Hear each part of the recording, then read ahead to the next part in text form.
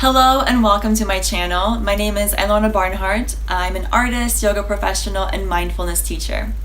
Today I wanted to chat to you about an intention I set at the beginning of the year, and I'll include that video below if you're so inclined. One of the intentions was to eliminate sugar from my diet. I know, what was I thinking? Well, towards the end of the year, I had this intuitive sense that it was just too much. I was taking in too much sugar on my day-to-day basis, and it was impacting my overall well-being.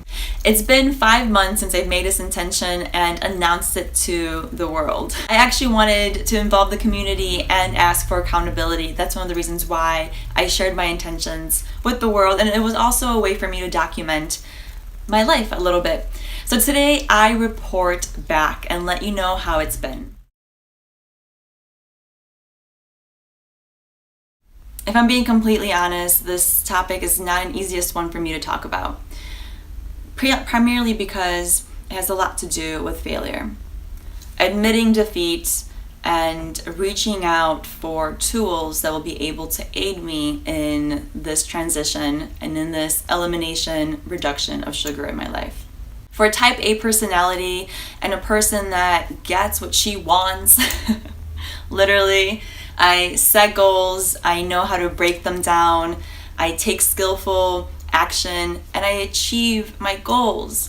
So when I am faced with something that I desire and I want and I know is good for me, but I can't achieve it, I try all these different things and maybe one day I will be able to, right? But why go through the struggle if there are tools and things that could potentially help? The thing that will help, and the thing behind this particular sugar craving addiction, is neuroplasticity, also known as neural adaptability.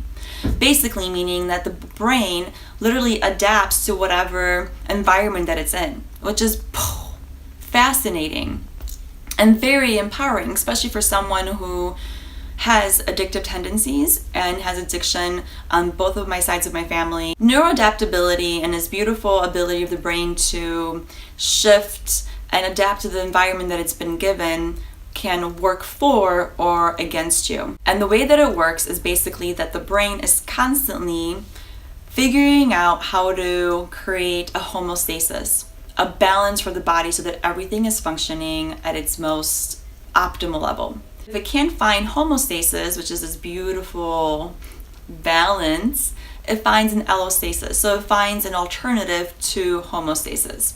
One way that sugar, as any other addiction to alcohol, food, or drug in particular, is they hijack or they spike up dopamine levels in the brain. So really creating this peak of pleasure.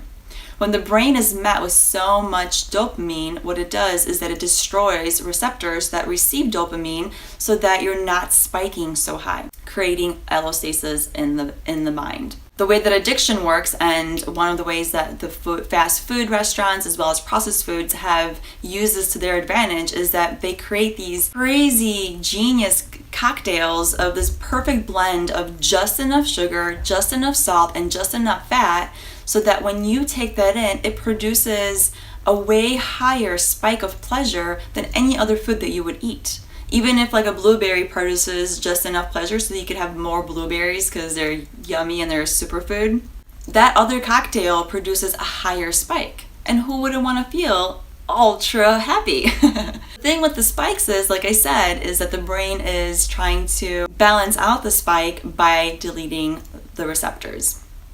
What happens then is that if you're not meeting those high spikes, people fall into depressive states and they're sad and they're wondering why they don't have pleasure in their life, especially if they're eating all this yummy good food for them.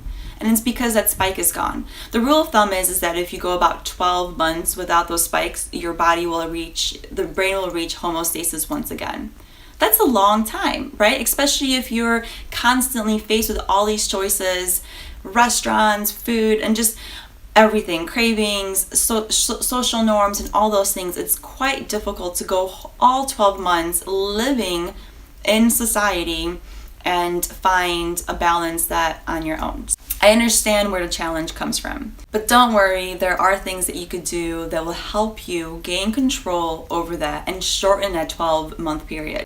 It's the prime So the official title of the Prime, Prepare and Repair Your Body for Spontaneous Weight Loss. I'm currently on phase 1. There's 4 phases, and like I said, they layer on, and depending, there's a little test that you take, and depending on where you're at, you take a different track, or you could just really go about it at your own pace. And as you feel ready to move on to the next layer, you could do that as well.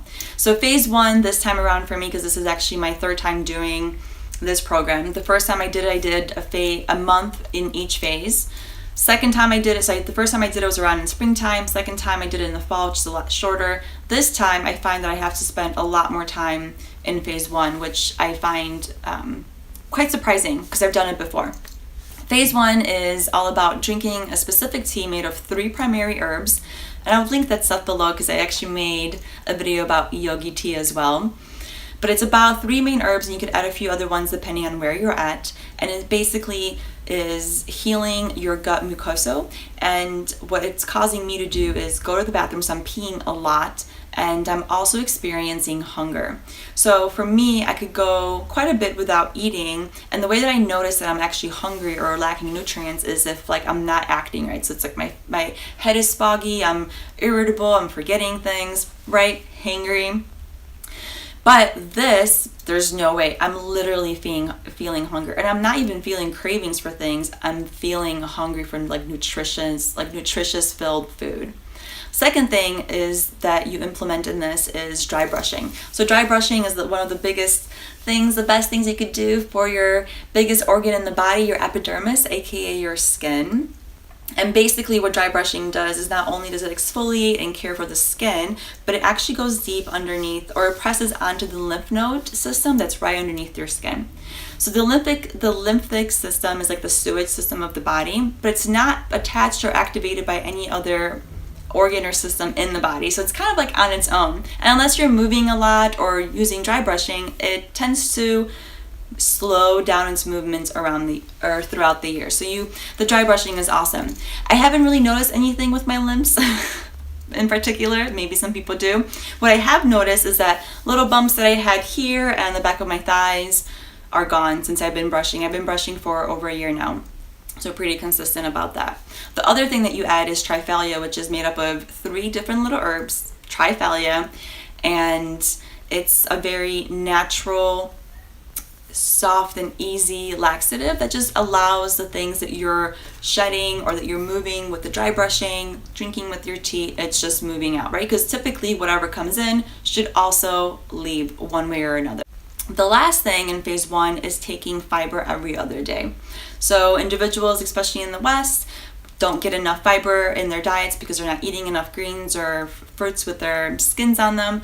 So you just take husks as well as flaxseed together, drink it all down, and what fiber does is actually attaches to all the sludge and all the toxicity in the body, attaches it, and then allows it to move out. I've noticed that this time around, this phase has affected me a little bit more, so I broke out a lot more. I got bloated and super gassy, which bloatingness, since I've done this the first time around, just totally disappeared. So for it to come back this time around, I was like, what happened? Like, what's different? I'm like, oh yeah, I'm doing the detox.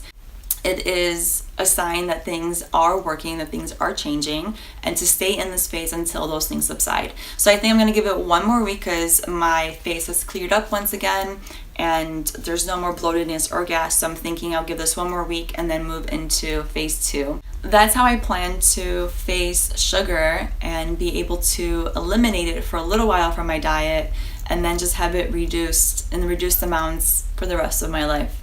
Because why do it alone if there's awesome tools there that could help me with leveling up my dopamine levels, creating more receptors, so that when I am getting pleasure from a blueberry, it's gonna feel pretty freaking awesome. Like it should.